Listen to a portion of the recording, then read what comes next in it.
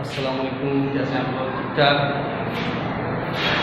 First year commerce, subject accounting, topic हमारा चला financial statement और आज हम करेंगे 13 का प्राइवेट क्वेश्चन नंबर 8 निकाल लें। 13 प्राइवेट क्वेश्चन नंबर 8 सवाल पढ़ते हैं। वही इनकम की बैलेंस शीट करनी है हमने।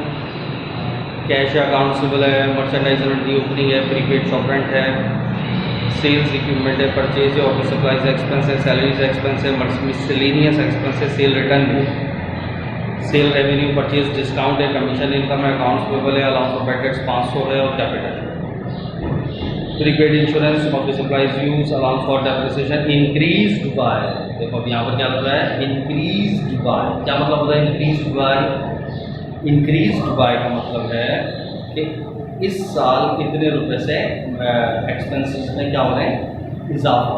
एक्सपेंस में इजाफा यानी इस साल कितने से इजाफा, तो इनकम स्टेटमेंट में तो कितने ही रुपए आएंगे, सही है?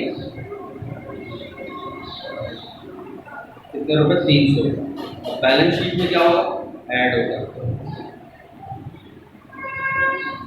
यानी बैलेंस शीट में कितना जाएगा, 800। बस ये पॉइंट है। बाकी outstanding salary, depreciation, commission, merchandise, बाकी तो मुझे तो नहीं लग रहा कोई खास चीज़ है। क्या कहते हैं, हो जाएगा? सारी चीज़ें सेम ऑरली बता दो, है ना? ऑरली कर लेते हैं। ये चीज़ सी बस मेरे ख्याल से इंक्रीज वाली जो आई है, बाकी तो सब वही था। ऑरली फिर भी मैं एक लफ्ज़ बता देता हूँ। मेन पॉइंट जो नोटिस करना है वो फटाफट नोट कर लेना और ट्राई कर, सही है? तो मैं आगे आना सवाल। तो देखो अब सवाल मैंने पूरा पढ़ लिया। अब इनकम स्टेटमेंट बनाना है, तो अपने पास जो भी पॉइंट जो मैं बातें बताऊँ उनको नोट कर लेना और फिर जब खुद से प्रैक्टिस करो तो उस चीज़ को देख लो। सबसे पहले क्या कहना है, सेल 45,000, उसमें से सेल रिटर्न लेस हो जाएंगी 2,000, तो 45 में से 2 गए 43, ये हुई नेट से। तो कॉस्ट ऑफ गुड्स सोल्ड की रेटिंग आ जाएगी। ओपनिंग 6,500, परचेज 20,000 रुपये, और इसमें से 1,500 रुपये माइनस हो जाएगा, सही है? तो 20 में से 1.5 माइनस कर दो, 18,500 नेट परचेज आ गया, सही है? और फिर ओपनिंग जो है 6,500, 6,500 में 18 जमा कर दो, कितना हो गया, 25 आ गई अवेलेबल। उसमें से एंडिंग लेस कर दोगे 3,000, तो कॉस्ट ऑफ गुड्स सोल्ड आ गई 22, और सेल कितनी थी 43 में से 22,000 की cost of goods sold less कर दोगे तो 21,000 रुपये ग्रॉस प्रॉफिट आ गया। तो सवाल में तो कुछ भी नहीं, मतलब पॉइंट जो बता रहा हूँ वो, जिससे अब इतना लंबा नहीं कर रहा मैं। जैसे office supplies expense, office supplies ऊपर है खर्चा 2,000, नीचे कह रहा है 500 का तो खर्चा ही नहीं, तो खर्चा कितने का हुआ 1,500, तो एक्सपेंस में कितना आएगा 1,500। सैलरी पहले कितनी थी 14,000, और नीचे क्या कह रहा है मजीद 3 देनी है, तो असल खर्चा कितना आएगा 17। मिसलेनियस सीधा सीधा ले लो 1,500। शॉप रेंट एक्सपेंस ऊपर बचा हुआ था 4 और अब बचा हुआ रहेगा सिर्फ 1, तो खर्चा कितना हो गया 3। बैकेट सो खुद ही बताया था 300 रुपये से पड़ रहा है, 300 ही आएगा। Depreciation same as it is 1,500, तो वही आएगा। बस सारे खर्चे जमा कर दो, 1,500, 17,000, 1,500, 20 और 3, 23, 24,800। अब 21 में से 24,800 माइनस कर दो, 3,800 माइनस में ऑपरेटिंग लॉस आ गया। और इनकम के अंदर 4,000 रुपये की इनकम थी और नीचे कह रहा था 1,000 की नहीं है, 3 ऐड करा दो, तो 800 रुपये का नेट लॉस होगा। और रनिंग कर लिया। अब बैलेंस शीट में तो कुछ भी नहीं, फिर भी मैं पढ़ लेता हूँ। कैश 15,000, अकाउंट्सेबल 10 है, उसमें से allowance of bad debts 800 less हो जाएगा, 9,200 आएगा। एंडिंग है मर्चेंडाइज 3,000, प्रीपेड शॉप रेंट बचा था 1,000, सप्लाईज बची थी 500, बस। और फिक्स असेट में इक्विपमेंट 10,000 का था, अलाउंस ऑफ एडेट्स 1500, तो 8,500 आ जाएगा। इसी तरह accounts payable 4,000, salary payable 3,000, unearned 1,000, capital 30,000 और नेट लॉस 30 लेस हो जाएगा, 29,200 आएगा। तो 37,200 से बैलेंस शीट टैली। तो कुछ भी नहीं था सवाल के अंदर, एज इट इज़ वही पुरानी चीज़ें। ऑरली क्लियर है? अभी आपने करना है खुद से, इंशाल्लाह बैलेंस आएगा। तो नेट लॉस याद रखना 800 और बैलेंस शीट टैली कितने से हो रही है? 37,200। ठीक हो गया। अब आ जाओ 12 रेगुलर।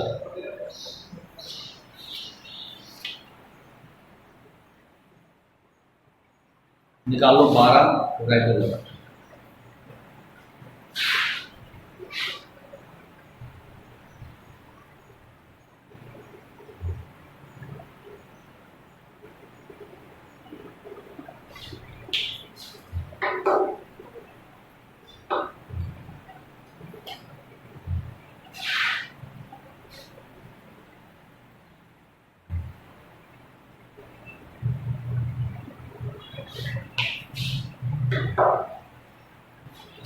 सही, फटाफट निकाल लो दूसरा। 12 रेगुलर, क्वेश्चन नंबर 8। अब इसमें क्या है भाई? कैश है, मर्चेंडाइज है, अकाउंट्स है, ऑफिस सप्लाईज हैं, अनएक्सपायर्ड इंश्योरेंस है, लैंड है, बिल्डिंग है, इक्विपमेंट है, ड्राइंग है, सेल डिस्काउंट है, कॉस्ट ऑफ गुड सोल्ड। दो भाई गिवन। तो जो कॉस्ट ऑफ गुड सोल्ड ऊपर आ जाए तो ऊपर वाली मर्चेंडाइज एंडिंग होती है, जो कि इनकम बैलेंस शीट में जाएगी। अच्छा जी, cost of good sold given है, salaries expense, advertising expense, office salaries expense, travelling expense. Accounts payable है, कैपिटल है, सेल है, अलाउंस फॉर डेप्रिसिएशन इक्विपमेंट में, allowance for depreciation building, office supplies on hand, unexpired insurance, depreciation, building पे इतना, equipment पे इतना, unpaid salary मजीद देनी है यानी पेबल है, सैलरीज भी है और ऑफिस सैलरी, यानी दोनों ऐड ही होंगी। सवाल में कुछ भी नहीं, बस लंबा है ज़रा, और ये चीज़ पॉइंट कर भी, इसको भी ऑलरेडी डिस्कस कर लें। अब नोट करते रहना। सेल 5,04,000, उसमें से लेस हो जाएगा सेल डिस्काउंट 7,000, तो नेट सेल आ गई 497। Cost of goods sold given है, डायरेक्ट लेस करा दो 3,16,600, तो 1,80,400 रुपये तुम्हारे पास डायरेक्ट ग्रॉस प्रॉफिट आ गया। अब ऑपरेटिंग एक्सपेंस देखते हैं। अच्छा, ऑफिस सप्लाईज के बारे में कह रहा था। ऑफिस सप्लाई 1,600 यानी बची हुई थी पहले, और नीचे कह रहा है 500 की बची हुई है, जिसका मतलब 1,100 की खर्च होगी, तो एक्सपेंस में आएगा 1,100। इंश्योरेंस 300 बच गया, पहले बचा हुआ था 42, अब 3,000, तो इसका मतलब 1,200 खर्च हो गया। अब सैलरीज नीचे पेबल थी ना, तो सेल्स सैलरीज थी 55,200, तो उसमें 3 जमा हो जाएगा तो कितना हो गया? 58,200। और ऑफिस सैलरी जो थी वो 44,600 थी, और वो 2 मजीद इजाफा हो जाएगा तो 46,600 हो जाएगा। अच्छा जी, बस एडवर्टाइजिंग एज इट इज़ आ गया 12,200, ट्रैवलिंग एज इट इज़ आ गया 15,600। अच्छा, डेप्रिसिएशन वो खुद ही बताया 4,000 और 1,800, ये सारे खर्चे जमा कर लो 1,40,700, लेस करा दोगे तो इनकम आ जाएगी तुम्हारे पास 39,700। कोई भी चीज़ ऐसी नहीं है जो टेढ़ी मेढ़ी हो। बैलेंस शीट फिर दोबारा सेम एज इट इज़ हुई होगी, रिपीट करने की जरूरत तो नहीं है मुझे। Cash 12,400, merchandise 87, account receivable 56, office supplies कितनी बच गई थी? सिर्फ 500। प्रीपेड इंश्योरेंस कितना रह गया था? 3। लैंड तो एज इट इज़ आएगा 68, बिल्डिंग की 164 थी, और उसके ऊपर अलाउंस फॉर डेप्रिसिएशन अब हो जाएगा कितना? टोटल 36 लेस हो जाएगा। इसी तरह ऑफिस इक्विपमेंट 42,600 था, इसके ऊपर लेस हो जाएगा 12,400, तो टोटल एसेट्स आ जाएंगे 385,100। लाइबिलिटीज में accounts payable 38, salaries 5, capital 322,400, drawing 20,000 रुपये लेस होगी, और इनकम 39,700 ऐड हो जाएगा, तो ये हो जाएगा 342,100। इसको भी बैलेंस करोगे तो 385,100 से बैलेंस शीट तैयार। तो देखो मैंने फिगर्स इसलिए बता दिया ताकि अगर आपको कोई चीज़ नोटिस करनी हो तो नोटिस कर लें, ताकि जब प्रैक्टिस करें तो वही फिगर आता है, ताकि चेक करने में आसान है। सही। तो रिपीट कर दूँ, नेट इनकम हमारे पास कितनी आई 39,700 और बैलेंस शीट जो टैली है वो 385,100 से तैयार। ठीक हो गया। आगे बढ़े। 12 प्राइवेट।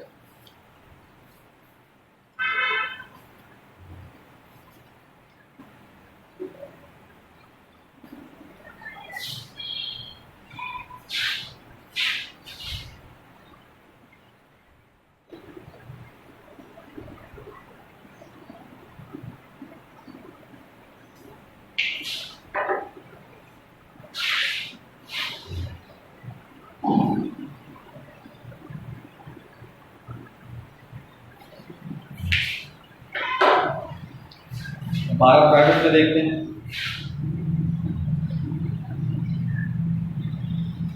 अच्छा, 12 प्राइवेट के अंदर सवाल में क्या क्या बोल रहा है, एडजस्टिंग एंट्री पास करो, कॉस्ट ऑफ गुड सोल्ड बताओ, क्लोजिंग एंट्री, इनकम स्टेटमेंट और करके बहुत सारी चीज़ें। हम तो अपने काम की चीज़ें भी निकाल लेते हैं income balance.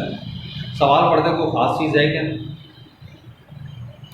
Cash accountable, prepaid insurance, merchandise 1/1/2011 यानी opening office government accountable, notes payable, earned capital, drawing, sale revenue, sale discount, purchase, carriage, utility expense, advertising expense, salary expense, rent expense. ऊपर तो कुछ भी नहीं, तो नीचे merchandise ending, bad debt expense 5% net sale का, insurance prepaid to the extent 1500 यानी 1500 to the extent का मतलब इस हद तक, यानी 1500 रुपये की हद तक बचा हुआ।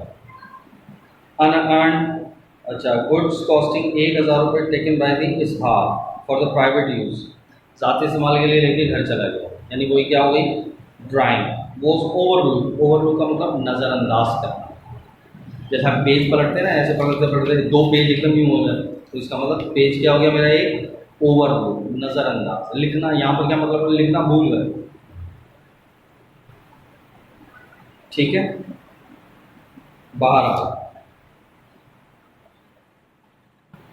अब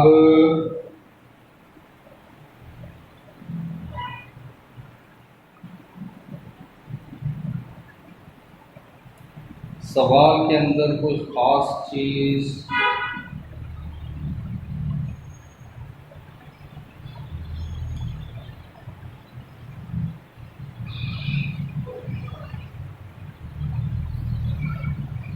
हाँ, एक चीज़ आई है, पूरी इनकम सेम वही है, पूरा रटा हटाया सवाल, कोई भी नई चीज़ नहीं।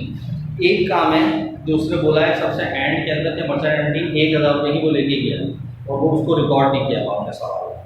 तो जब आप मर्चेंडाइज लेके गया घर लेके, तो एंट्री क्या पास की गई, पर्सनल यूज है, तो ड्राइंग डेबिट, परचेजेस क्रेडिट या मर्चेंडाइज क्रेडिट, है ना, परचेजेस लिख लिया। ठीक हो गया।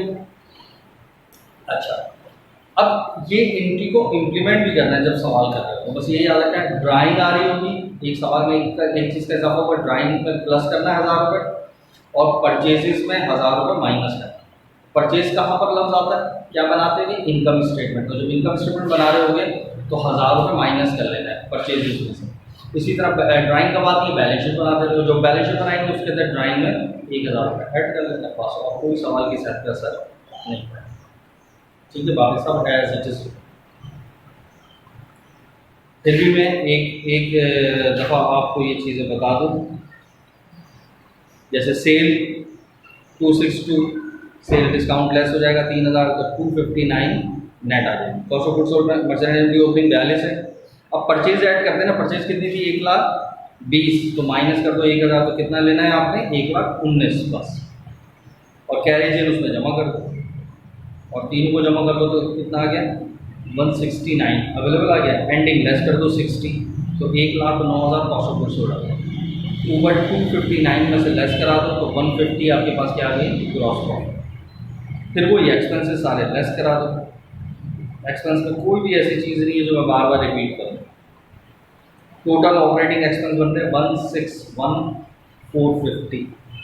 अब वो लेस करा दोगे तो 11,450 का ऑपरेटिंग लॉस आ जाएगा। और एक इनकम है 2500 की, वो ऐड कर दोगे तो 8,950 रुपये, 8,950 रुपये नेट लॉस है। तो सवाल सेम वही है, मैंने पूरा रिपीट कर दिया फिगर के साथ, ताकि जब प्रैक्टिस करो तो आपको पता हो ये फिगर आ रहा है।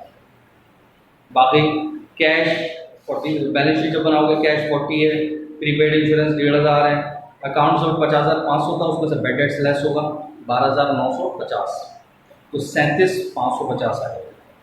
मर्चेंट एंडिंग सेम आएगी वही 60, इक्विपमेंट 50, तो टोटल असेट हो गया 189,050। Accounts payable 40,000, notes payable 20,000, unearned 1,000, capital 150। अब ड्राइंग इसमें ऐड होना है, तो 12 थी तो कितनी जाएगी अब 13। नेट लॉस 8,950 लेस होगा, तो टोटल 128,050 आ जाएगा। जमा करेंगे तो 189,050 से बैलेंस होगा। ठीक है, फिर रिपीट कर दूँ, नेट हमारे पास लॉस है 8,950 और बैलेंस शीट चली है 189,050 से। ठीक हो गया। 11 रेगुलर की तरफ आए,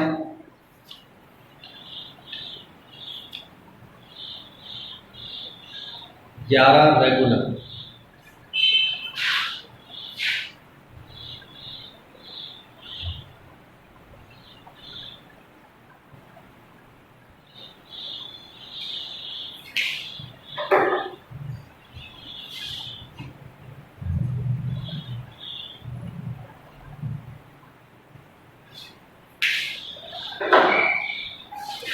अब 11 रेगुलर को जरा सॉल्व करते हैं। इसमें क्या है, cash in hand, furniture, cash, bank, capital, accumulated depreciation furniture पर, मशीनरी, एक्यूमुलेटेड डेप्रिसिएशन मशीनरी पर, purchases, sale, account receivable, accounts payable, purchase return, allowance for bad debts, merchandise inventory opening, merchandise ending, salaries expense, rent expense, advertising expense, library expense, office supplies expense, utility charges, bad debt expense, depreciation expense, sale return, closing entry pass कर। अच्छा, इसके अंदर income statement balance sheet बनानी ही नहीं, अगर बनानी होती तो कितना आसान हो जाता। रिक्वायर्ड में तो वैसे है, अगर बनानी हो इसी सवाल की आ जाता है इनकम स्टेटमेंट, तो कुछ डेटा है ही नहीं अदर, बस जो पड़ा एज इट इज उठा के, जो इनकम स्टेटमेंट में जाता है इनकम स्टेटमेंट में बना दो, जो बैलेंस शीट में जाता है बैलेंस शीट में बना दो। ऑरली डिस्कस करूँ, जैसे सेल ले ली 280, उसमें से सेल रिटर्न लेस कर दिया 6, 2,74,000 रुपये नेट है। Cost of goods sold, merchandise की ओपनिंग ली, परचेज उसमें जमा किया, रिटर्न माइनस कर दिया। सही। और सवाल के अंदर एक चीज़ और थी ना, परचेज था, अकाउंट था, बस सही।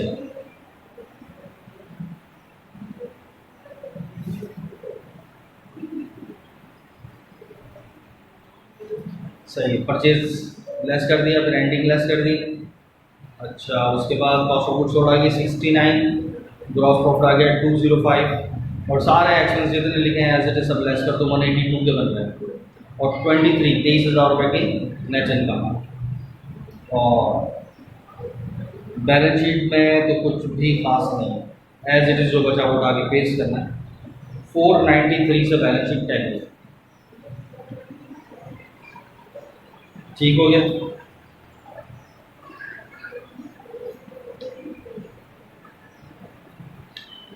ग्यारह प्राइवेट जरा चेक करो,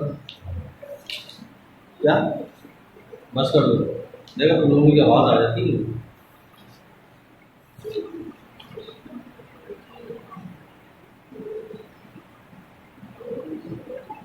बस चलो, बस बाकी सब तुमने खुद करना है। सही, ये भी हमने रेगुलर किया है।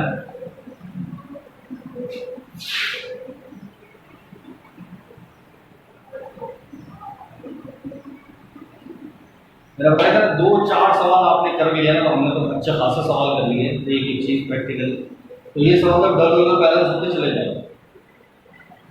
ठीक है, ये करने हैं खुद से, और सारा ऑलरेडी डिस्कस कर चुका हूँ। ठीक है, अल्लाह हाफिज़।